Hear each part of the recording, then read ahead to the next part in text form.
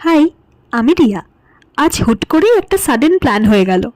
আমি, আমার হাজবেন্ড আর আমার ভাই বোনেরা মিলে চলে এলাম শ্রীরামপুরের ত্রিবেণী মলে। মলের গেটে ঢুকেই ভাবলাম, বাহ, প্ল্যানটা কিন্তু মন্দ হয়নি। আপনারা কি বলেন? সাডেন প্ল্যানই কি সেরা হয় না? ভাবলাম এই মজার মুহূর্তগুলোও আপনাদের সাথে শেয়ার করি। গেট দিয়ে ঢুকেই দেখুন কি সুন্দর একটা লক্ষ্মী প্যাঁচা আর মাটির ঘর দিয়ে সাজানো হয়েছে।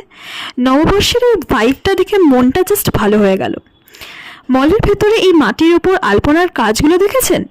কি নিখুঁত, মনে হচ্ছে যেন কোনো গ্রামের মেলায় চলে এসেছি। আধুনিক মলের ভেতর এরকম মাটির ছোঁয়া সত্যি খুব ইউনিক। সাডেন প্ল্যানগুলোই আসলে সব থেকে বেশি এনজয়েবল হয়। মলের ভেতর মেন অ্যাট্রাকশন ছিল এই ঝাড়টা। সবার চোখ যেন সেখানেই আটকে আছে। এত অপূর্ব দেখতে এই ঝাড়টা যে ক্যাপচার না করে থাকতে পারলাম না।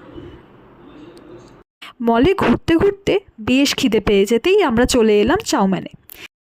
রেস্টুরেন্টের ভিতরের অ্যাম্বিয়েন্সটা দারুণ ছিল, আর সবাই মিলে দারুণ আড্ডা দিলাম। আর এই দেখো আমাদের পুরো টিম, সবার মুখেই ভালো খাবারের অপেক্ষায় মিষ্টি হাসি। আমরা অর্ডার করেছিলাম কিছু ভেটকি আর চিকেনের আইটেম। প্রতিটা বাইটেই ছিল একদম অথেন্টিক চাইনিজ ফ্লেভার। খাবারগুলো সত্যি খুব ডেলিসিয়াস ছিল। চাউমিনের এই ডিনারটা আমাদের দিনটাকে একদম পারফেক্টভাবে এন্ড করলো। আপনাদের মধ্যে কাদের চাউমিনের খাবার ভালো লাগে জানাতে অবশ্যই ভুলবেন না।